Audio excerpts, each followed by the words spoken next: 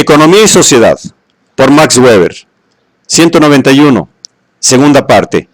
La economía y los órdenes y poderes sociales. 5. Tipos de comunidad religiosa. Sociología de la religión. 7. Estamentos, clases y religión. 16. Esta capa intelectual popular judía extraña totalmente a todo culto misterial. Ocupa una posición social intermedia entre los filósofos y los mistagogos de la sociedad helenística del cercano Oriente.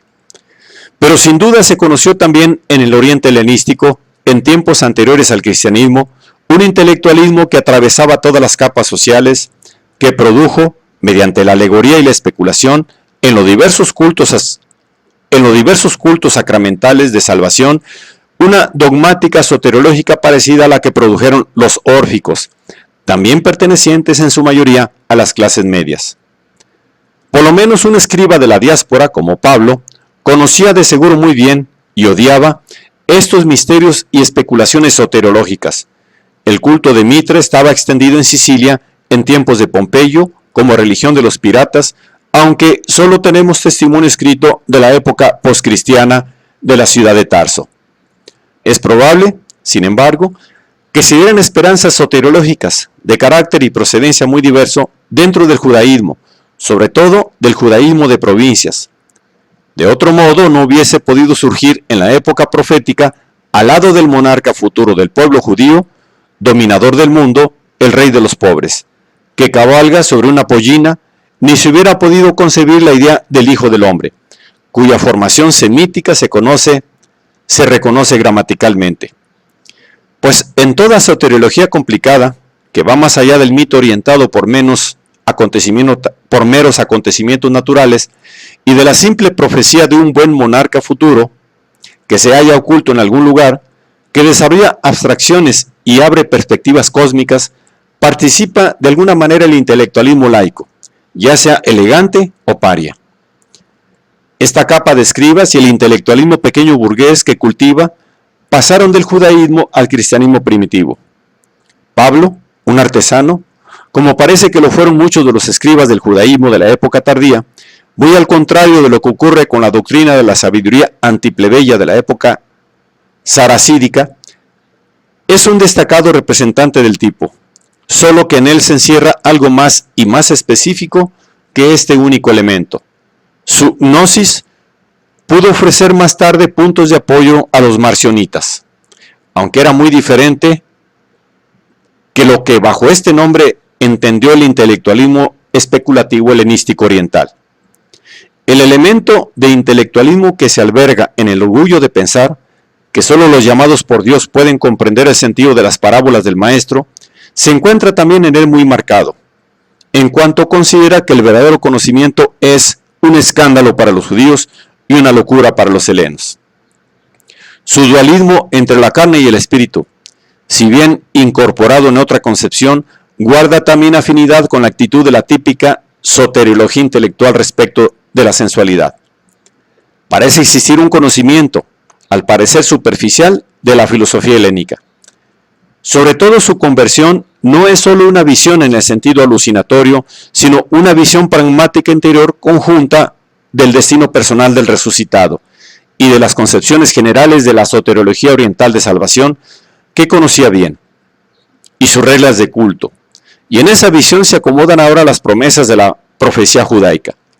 Sus epístolas constituyen, por su argumentación, el tipo más alto de la dialéctica del intelectualismo pequeño burgués.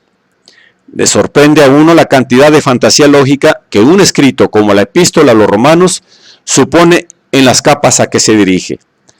Y no cabe ninguna duda de que lo acogido de verdad no fue su doctrina de la justificación, sino sus concepciones acerca de la relación entre neuma y congregación y el modo de adaptación relativa a las circunstancias cotidianas del ambiente. Pero la furia de los judíos de la diáspora, a los que el método dialéctico de Pablo tenía que parecerles un abuso vil de la sabiduría del escriba, nos indica en qué grado su metódica correspondía al tipo de ese intelectualismo pequeño burgués. Subsiste en la posición carismática de los maestros en las primitivas comunidades cristianas, todavía en el Didache, y Harnack encuentra en la epístola a los hebreos una muestra de sus métodos hermenéuticos. Después desaparece al destacarse de un modo cada vez más fuerte el monopolio de los obispos y presbíteros en la dirección espiritual de las comunidades. Y el intelectualismo de los apologistas, primero, luego el de los padres de la iglesia y los dogmáticos de formación helenística, pertenecientes en su mayoría al clero, ocupa el lugar del diletantismo teológico de los emperadores, hasta que por fin, en Oriente, logran predominio, luego de triunfar en las luchas de los iconoclastas, los monjes que proceden de las capas más bajas no helenizadas. Ya no fue posible extirpar jamás de la Iglesia de Oriente ese tipo de dialéctica formalista propia de todos esos círculos, que va unida a un ideal de endiosamiento medio intelectual, medio mágico primitivo. Pero lo decisivo para el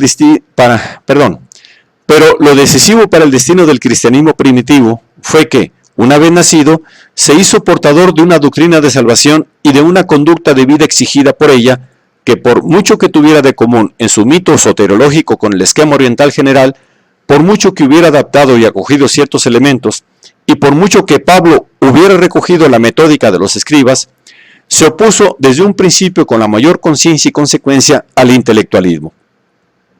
Se colocó frente a los escribas judíos expertos en materias jurídico-rituales, así como contra la soteriología de la aristocracia intelectual gnóstica y contra la antigua filosofía.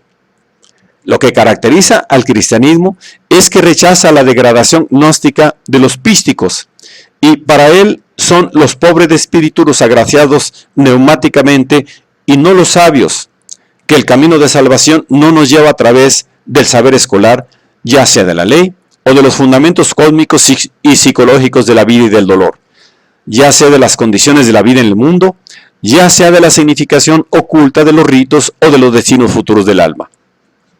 Como también le caracteriza el hecho de que una parte bastante esencial de la historia interna de la Iglesia de la cristiandad primitiva, incluyendo la formación de los dogmas, representa una afirmación contra el intelectualismo en todas sus formas. Si se quisiera señalar con una sola palabra las capas portadoras y propagadoras de las llamadas religiones universales, resultaría para la religión de Confucio el burócrata ordenador del mundo, para el hinduismo el mago ordenador del mundo, para el budismo el monje mendicante vagabundo, para el islam el guerrero subrayador del mundo, para el judaísmo el comerciante ambulante, para el cristianismo el oficial artesano transhumante, y no como exponente de sus profesiones o intereses materiales de clase, sino como portadores ideológicos de una ética o doctrina de salvación que casaba muy bien con su situación social.